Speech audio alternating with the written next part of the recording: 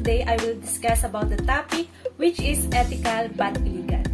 So in this regard, I will give 5 examples to you and then later Miss Marjorie Platon discuss about the topic which is unethical but legal. So let's start. So at first, I'm going to discuss about ethical but illegal. Ethical means being in accordance with the principles of morality. The wrongness and correctness of an act was based on right conduct or practice. This means when we act while we consider someone or something morally, it is ethical. It is always based on moral law. On the other hand, illegal pertains to anything which is not prohibited or permitted by the law. Anything that is illegal can be punished by the laws passed in the justice system of a country. So next is tricycle drivers asking for overpriced fare to the passengers. So this action, sometimes tricycle drivers have to wait for many hours for the passengers to come and fill their vehicles. But unfortunately, it is not always a lucky day for them to easily get many passengers. In that case, passengers have to pay overpriced fare in order to fill the other seats and to be able to run. Though it is illegal to charge overpriced to the passengers, it is still ethical because the passenger no longer has to wait for many hours just to be able to go. So next is overloading of public vehicles, specifically the tricycle, because the driver needs to earn more money. So this action is illegal, especially now because we are in the pandemic and the government implemented laws that require social distancing among people to avoid the spreading of COVID-19. More specifically, tricycle drivers were limited to having many passengers during each run, but more often, drivers allowed not just the required number of passengers because they need to earn more money for their families.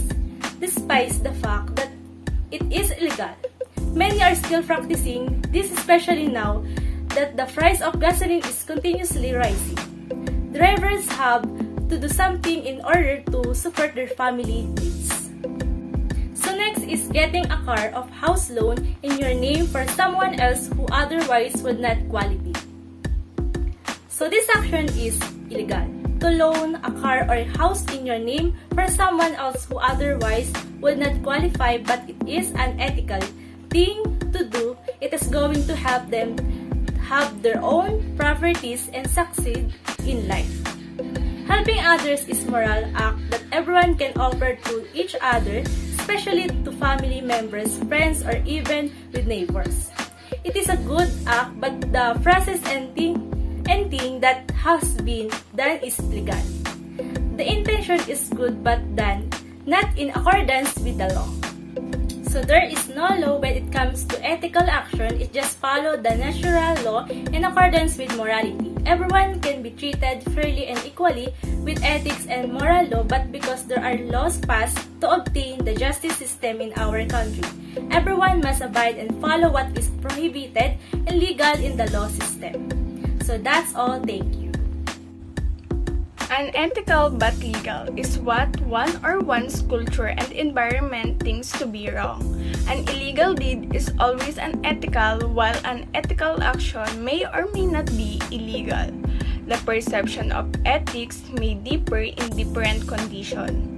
It is legally allowed by the law, but the moral standards are looked down upon. The contrast, the society values of the people.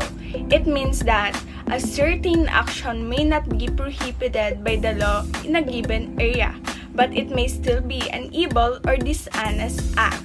In other words, that is, someone is lacking principle or morals because being unethical involves going against social or professional expectation of what's right. In other words, that are often used to describe a bad behavior or immoral conduct. So, the unethical but legal is an act that does not prohibited any law, but it is against a person, society, or a group of moral law. But since this isn't illegal, there is not punishment by the law. So, here is the example of an ethical but legal situation. So, first is the euthanasia.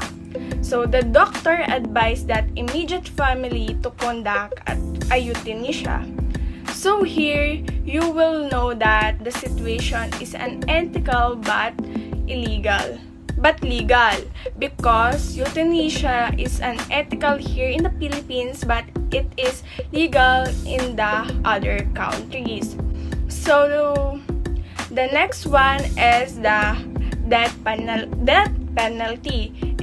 It is also legal in many states, but a multitude of individuals consider it unethical. So just like the first example, it is the death penalty is legal in other countries, but here in the Philippines, it is unethical and the other people do not consider the death penalty. So that's it for my end of discussion. Thank you.